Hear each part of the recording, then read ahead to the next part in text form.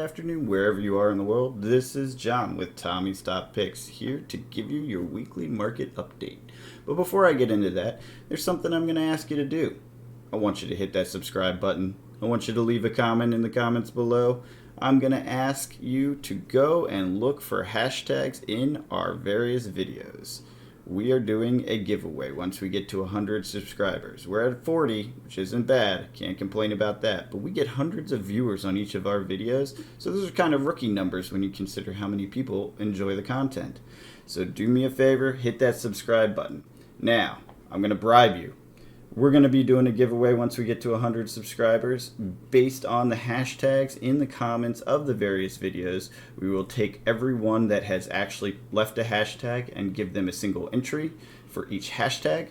So go back, look at the videos, add the hashtag in the comments, and then those two winners, there will be two, one of them will get a CN2 box opening done by Tommy himself, and the other will be getting an Everfest first edition box opening done by myself. All content will be shipped directly to the winners. So we're looking forward to that. Now, let's go ahead and jump right in. So first, let's talk about the ban effects on the market. There's a couple things that got hit, obviously. The ban cards saw a price decrease, nothing too crazy. Tales of Aria cards, so Ball Lightning itself wasn't affected too much because there's plenty of them and the market was already pretty affordable when it comes to Ball Lightning. But Plunder Run, we started to see a pretty substantial decline on particularly the older cards. It dropped a couple dollars, about 10% in price. So that was pretty significant for those first edition foils and whatnot. But I'm sure they will maintain some value as a collectible, you know, an infamous banned card, if you will. We've seen this in the past with Duskblade. So I believe the card will hold some value from a collectible standpoint, but not necessarily from the player standpoint. Other cards that we saw tick up as a result of the ban, people trying to find ways to replace the tech in their deck. Captain's Call, it's a good alternative for the Katsu players out there. It's not too bad in Briar either. It is a non-attack action that gives go again to the next attack, which was a pretty significant issue that needed to be dealt with. Losing Ball Lightning, which is an attack with go again. If you saw my tech video or card value video, I go into this in some great detail, so go check that out. Lead the Charge, it looks like there was some sales, some volume, but not much price impact. The price is, you know, pennies, so it wasn't that big a deal to have more of them sold. They didn't do much regarding all of that. So now that we're a few minutes into the video and people have probably clicked off of it, I'm going to go ahead and throw the hashtag out for the drawing in this video. It's FAB, Fab, hashtag Fab. Tommy and I have a bit of a bet going on to see who's going to be in this more, Fab fans or MetaZoo fans.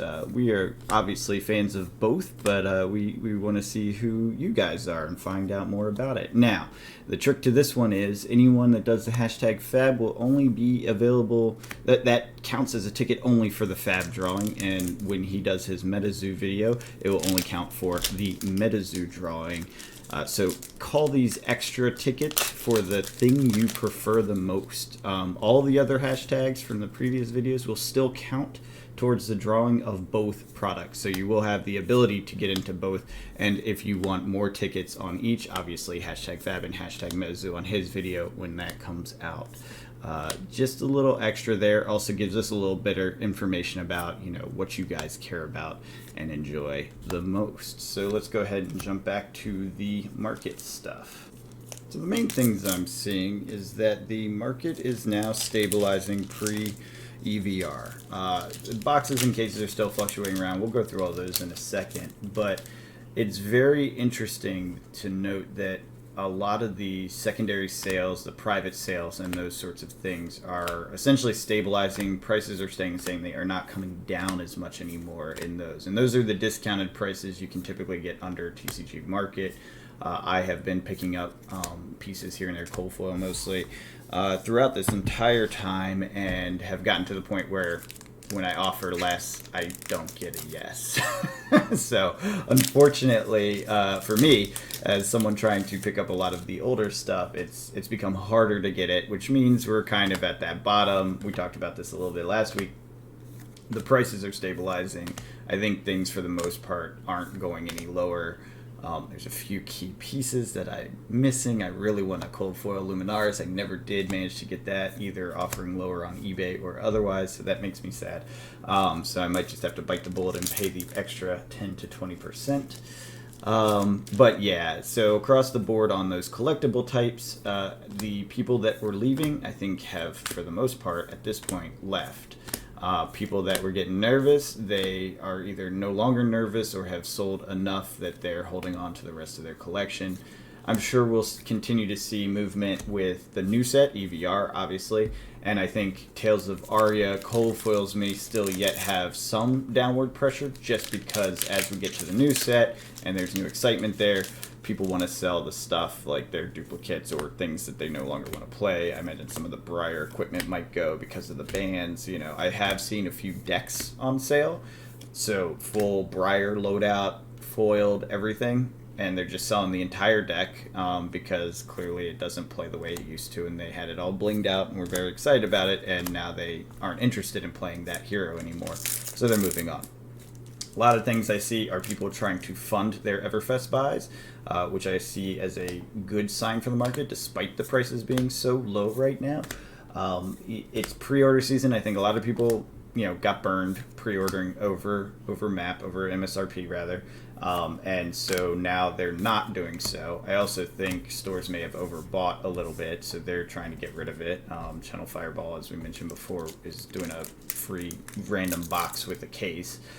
I don't think that's going to hold up. Based on the hints and previews we've seen, which we've talked about a little bit, but check out the Twitter feeds and the Reddit posts, there's been some really interesting teasers about what type of cards are in there, including the most powerful attack ever. And then on top of that, look at Fluke's channel. He has an opening. He opened the EVR box, blurred everything out, and doesn't give direct information, but some of the hints are just spicy as hell. Congrats to him, because it's such a good hype train he's building with that. It's very intriguing. There is a lot of love for at least one major class, and there's some real powerhouses that are going to change the meta based on what he's saying in this set. And I actually, from what I'm seeing across the board from others, as well as including LSS, it sounds like this set's going to be a power set. So look for the entire game's power level to increase with this set. Don't know why, don't know how, not sure how they handle that going forward, but maybe that helps fix the meta as far as zero cost aggro being overly powerful if everyone else is getting some spice to power them and pump them up as well.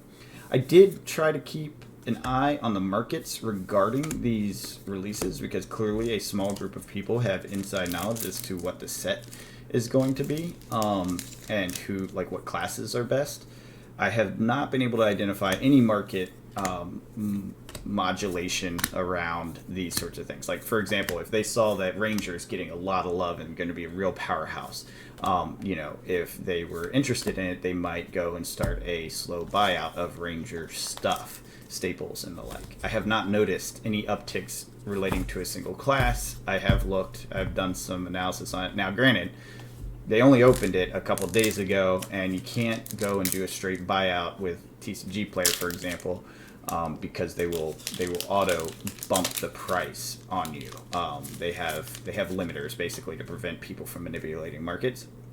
So you might not even notice it for a week or two, and by that point we'll get spoilers and everyone will know. So I believe we won't see any, preamble market manipulation. If you notice anything that's ticking up suspiciously, leave a comment below, because I am super curious if there are market plays happening in the background quietly in regards to what has been revealed to the select few who have revealed it. I don't have a high degree of confidence that we'll see it. I think they're, pretty upstanding people that, aren't going to manipulate markets. And they may not even use the amount of money necessary to move markets. They might do it themselves and just pick up a few cards here and there, but not necessarily enough that it's visible. So just something. I like to look at these things, and knowledge is market power, basically, so it's worth considering. So a few minutes left, few packs left. Let's go ahead and jump into the case updates. I intend to do this every set or every market update where there's not too much news in particular. But I don't want to bore you, so if this part sucks, let me know in the comments. Otherwise, I will watch the statistics for when people drop off. Usually people have dropped off by now anyway, so they won't even hear this part. But if you're interested, here we go. So basically, the most movement that we've seen in sealed cases, unlimited, and first is... oh, hey, look at that. Twinning blade. Let's see, Monarch has dropped. It is at $51 right now on market. It is hot at this price and moving quickly. So that is Monarch Unlimited sealed boxes. Prices dropped on WTR first boxes down to well, I guess it's 3,700, a little bit less, but it is a listing. There's no sales at this price. I, again, don't think that they're really going to move at this price because you can get them.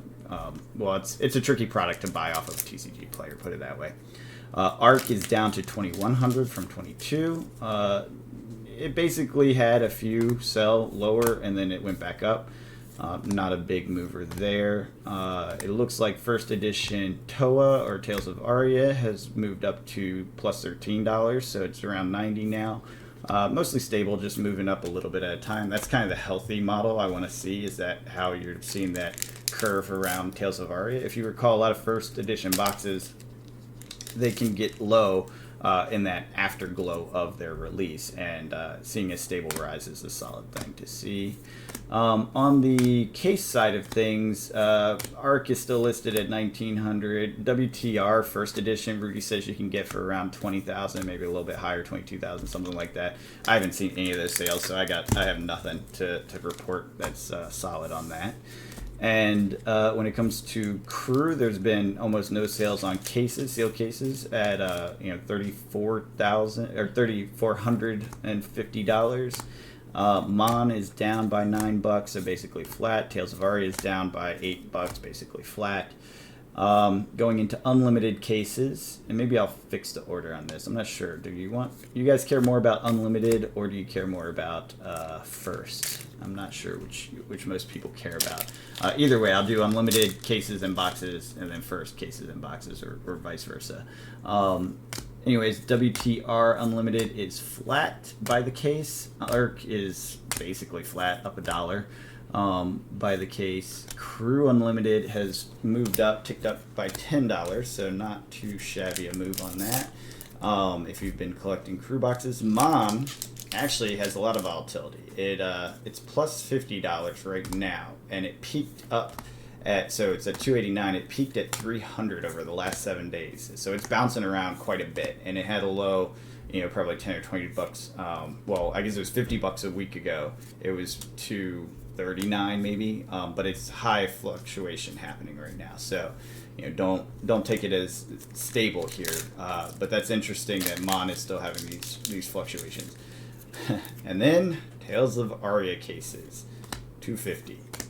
No sales in the past week at all on unlimited cases, so that's going to take a while to move. It sounds like there's just not a lot of interest, and no one really wants to take it lower than 250 a case.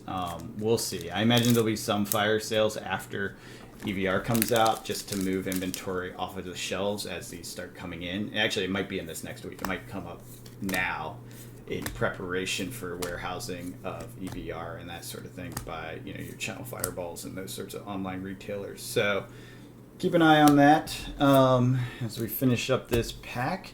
Seems like things are pretty stable right now, and we'll go ahead and get you these get these cards sleeved and figure out what the value of this box was. Be right back. All right, let's get into it. Starting off with a snag at 368. Then we got a Runeblade Barrier at 345. Beast Within, 560. Aether Rise is $1.